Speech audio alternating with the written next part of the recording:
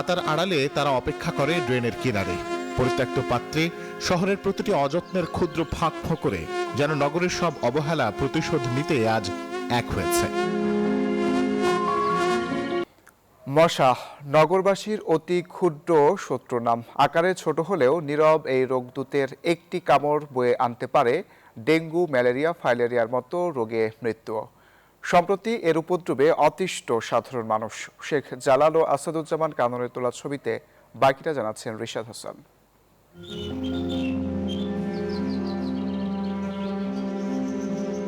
এই শহরের ভেতরে আরেকটা শহর আছে, সহজে চোখে পড়ে না কিন্তু উপস্থিতি স্পষ্ট।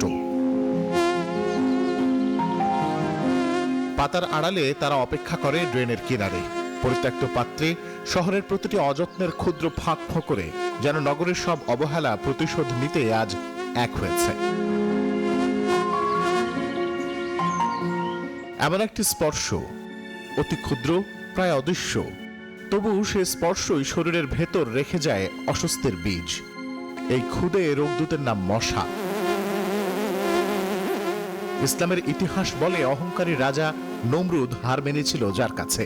তবে বর্তমান বাস্তবতায় মশার হাত থেকে রেহাই পায় না কেউই। সারা দেশে কি পরিমাণ মশার উপদ্রব বেড়েছে তা জানতে কোনো সিটি কর্পোরেশন বা প্রতিষ্ঠানের প্রয়োজন নেই। শুধুমাত্র আশপাশের নর্দমা থেকে সামান্য একটু পানি তুলে নিলেই এর প্রমাণ মেলে। বিশেষজ্ঞরা বলছেন এই লার্ভাগুলো 7 দিনের মধ্যেই পরিণত হবে পূর্ণাঙ্গ মশায়, যা পরবর্তীতে ছড়িয়ে পড়বে আশপাশের এলাকায়। শীত পরবর্তী সময়ে যে তাপমাত্রাটা বেড়েছে, সেই তাপমাত্রাটা বাড়ার কারণে একসাথে প্রচুর মশার লার্ভা হ্যাচ করে পূর্ণাঙ্গ মশাতে রূপান্তরিত হয়েছে। যখনই বৃষ্টি হবে তখন এই মশাটা কমে আসবে। কিউলেক্স মশার নিয়ন্ত্রণ হলে আমরা স্বস্তির নিঃশ্বাস ফেলা যাবে না, কারণ সেখানে আবার এডিস মশার একটি প্রকোপ বাড়ার ঝুঁকি তৈরি হবে।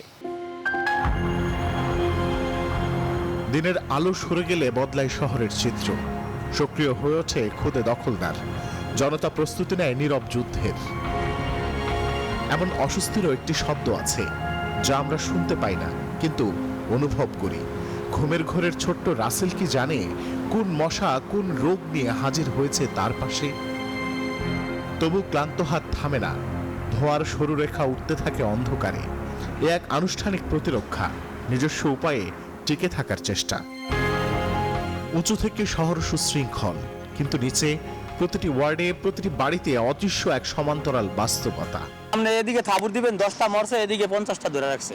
একটা সেকেন্ড এক জায়গায় দাঁড়াবো ওই পরিস্থিতি নাই, এত পরিমাণ মশা। এবং দেখেন আমাদের শরীর আত্মা ফুলে উঠছে মশার কামড় খেয়ে। মানুষকে কোন দেশে আইছি, একটা ইন্টারন্যাশনাল এয়ারপোর্টের ভিতরে এত মশা, মানে এটা বলার মতো কোনো ভাষা নেই আমাদের। মানে ঘুমাইতে পারি না, এত মশা, মানে দাঁড়ানোর বাইরে। মশা কেবল একটি কীট নয়, এটি নগর ব্যবস্থাপনা ব্যর্থতার সূচক।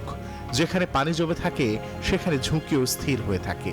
নগরবাসী বলছেন 400 বছরের পুরনো নগরীর রাজধানী ঢাকা আর কত বয়স হলে নিরাপদ হবে? রিশাদ হাসান, নিউজ 24, ঢাকা।